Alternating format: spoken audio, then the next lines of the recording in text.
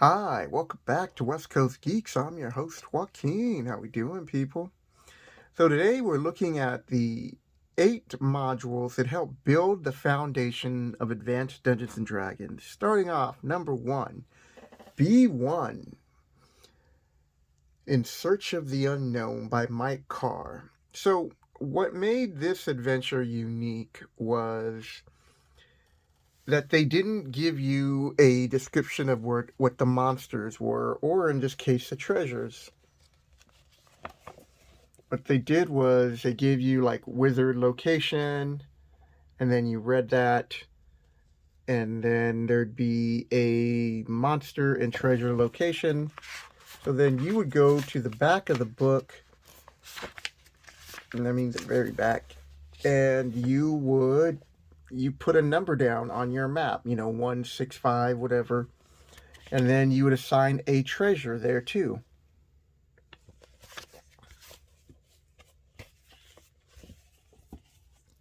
So that was the first adventure that was put into the Holmes box set. It came back with mixed reviews, and people were expecting more. Now you got to remember, when Dungeons and Dragons was first coming out, they didn't know what to expect or really what the clientele or the fan base wanted.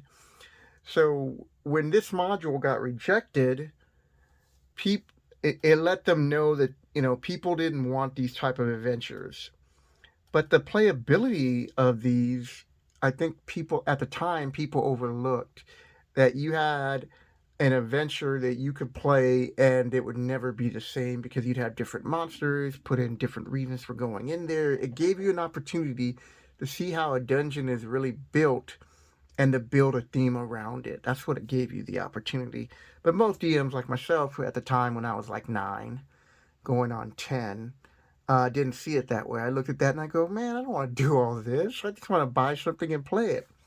And speaking of playing, this is the most played adventure in all D&D history, and probably will remain that way thanks to Goodman's Games. And we are talking about B2, Keep on the Borderland by Gary Gygax.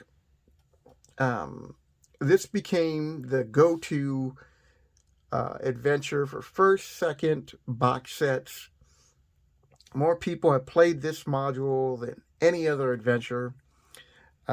And like I said, thanks to Goodman's Game, they did a reprint and they updated it for 5e. They did an amazing job. I can't wait till Eric and I are able to do that review. I'll show you the back cover art. And that's the famous Keep on the Borderland. What was also cool about this adventure was, while B1 gave you just a dungeon, right? Because the game is Dungeons and Dragons. B2 took it a step further. B2 gave you a keep, so your players had a home base where they could travel if they get hurt and recruit mercenaries. They can keep going back and forth. They had the Caves of Chaos. There was a location called the Caves of the Unknown, which some DMs, like myself at the time, just put that for the location of In Search of the Unknown, because you just wanted, instead of the Caves of Chaos, you would just have that would be the place that they would be looking for. They also included the surrounding areas. They put in like different creatures and locations you could visit, and they really brought to life the surrounding areas. So that's what this adventure was known for, a great introductory or a great intro module for first level players and DMs. And there's a lot of good tips in both of these adventures, B1 and B2, that they really don't include. I don't want to say they really don't include anymore, because that's not true if you take anything in 5th. But later modules of 1st and 2nd edition didn't have the in-depth tips that you got from these first 2.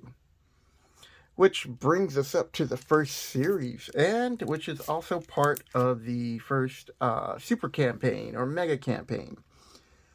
G1 is the first Advanced Dungeons and Dragons module.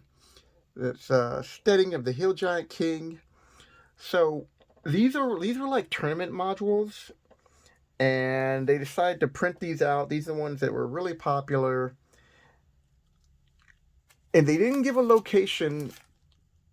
Oops, and they didn't give a location on these adventures yet. Later on, as you can see in the background, I have the World of Greyhawk map, the Darlene map, where they actually started placing these in Greyhawk. But at the time, they were just like, you can put these anywhere in your campaign. So you have B1, just a dungeon. You have B2, you have a cave, but not necessarily a dungeon, but a cave and an ecosystem and surrounding.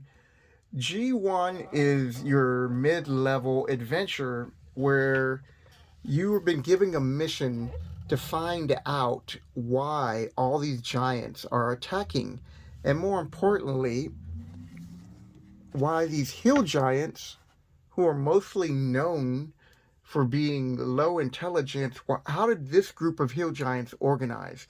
And if you look at them compared to what you would see in a 5e book, look at the way they're dressed. They have armor. They have weapons that are not just, clubs of wood and some stone looking like a caveman. They're a lot more sophisticated than that. And so when I play giants personally in my campaign for hill giants, I kind of treat them, I do treat them that way. They have skills in like pottery. They have woodsman skills because they can not only live in a cave, but if they can choose, they can build themselves a wooden cabin. As a DM, don't limit yourself by whatever's printed in a book. That's probably like one of the greatest things about D&D in the game, is that you're only limited by your own imagination. All right, so G1, what was cool about this is that this is the first time that you had like organized giants, and for players it was like, whoa, we're gonna go into a home base where there's more than 20, 30 giants, and the object was not to go in there and just start killing everybody. The object was to go in there and get intel. Which brings us up to G2, the Glacial Rift of the Frost Giant Jarl. So this module, like the first, is also written by Gary Gygax. Love the art on these monochrome colors.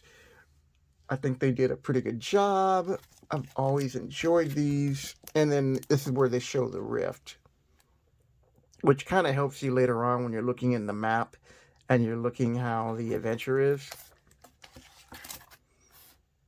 So now we have the Frost Giants. So what the Frost Giants did was a continuation of G2, where you're still finding out who's organizing these giants, but now the Frost Giants are involved.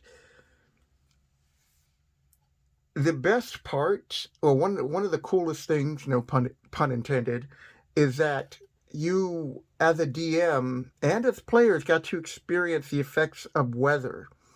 So when you first got to the rift, you had to make checks about like slippery slopes and other things, and your visibility could be cut down because of snow. It really made the game interesting to play. Plus, you were fighting harder giants. And here we go. Hall of the Fire Giant King. Another adventure written by Gary Gygax. So I gotta say, I've always loved this art right here, because if you look close, you see the hammer coming down and hitting that fighter's shield. So it shows you the strengths of what these giants are. So you got the king of the fire giants, and you're like, okay, so we made it this far, and it's an evil plot by the fire giants. But why are they attacking? Well, you're going to find out later on in this adventure. And this is cool because you have the option of like griffins or hippogriffs to actually ride to the location. What made this dungeon so popular, 'cause that's pretty much what it is. It's kind of like an underground fortress for the fire giants. This is the first appearance of the drow. So for all you Forgotten Realm fans thinking that that's the first place that the drow appeared, it's not. But that's when they really became popular within the Forgotten Realms and all the books and they've written about them, which I enjoy. So back to a short little recap of G3, because I'm not really going into spoilers. You find out that the drow are the ones who are really responsible. And you learn that the drows are a evil race of elves that have chose to worship the demon queen Loth, and are trying to establish a foothold on this continent, or on Orith, which is the planet you play for the Greyhawk world of D&D. So now your party's like, okay, we found out who's in charge, and now it's the drow, and then you're given the instructions of, well, find out why the drow are trying to invade our lands. And you're like, oh, okay. So we are no longer attacking the giants. Where are we going? Descent into the depths of the earth. Another Gary Gygax. B1. So, highlights of this is you're going to run into more drow, and you're going to bump into a lot of more tribal monsters. Like whatever you run into, it's going to be a lot. Like a lot of troglodytes, a lot of bugbears, trolls. Like there's going to be like I said, whatever you're going to run into are going to be big tribes, because now you're going into the underground where all these creatures thrive. And there you see trolls, bugbears, and the troglodytes are the main creatures in this adventure. There's some others that I'm really leaving out, so if you ever get a chance to play this, you won't be surprised. I mean, I don't want to ruin your surprise. Alright, D2. Shrine of the Kuo-toa by Gary Gygax. So, G3, we saw the introduction of a new creature for Dungeons & Dragons, and there's actually two races that are introduced. One is the fishmen, or the kuo-toa, and the second are the Sivnilvan gnomes. I always mispronounce them. There's a rust monster for you. So, you're going to be traveling down, and you will be venturing upon the kuo-toa city, and how you tackle that is up to your adventurers. It's a large city, so it's really prepping you that you just can't fight every evil race or creature that you find.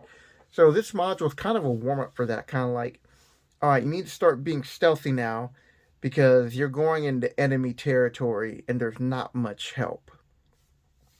Which leads us to the last module, which is Vault of the Drow, D3.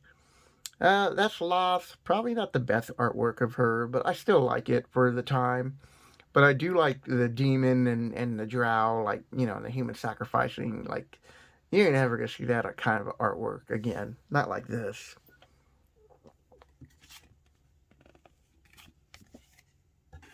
And these guys are supposed to be the drow.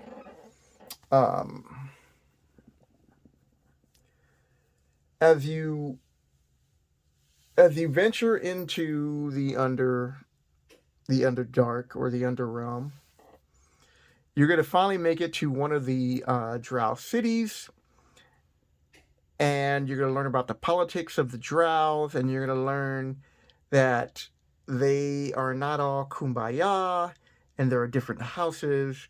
And if you play it smart, you can align with one house while you learn your objective and make your way through the adventure.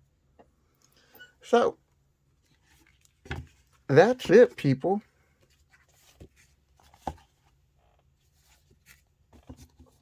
I'll leave these 3 right here for the wrap up. Hope you enjoyed this video. If you did, leave a like and a comment below. If you played any of these adventures, what was your favorite part? If you DM'd any of these adventures, tell me how you TPK'd your party, because that happened a lot when playing these adventures. So with that, people, we'll catch you later.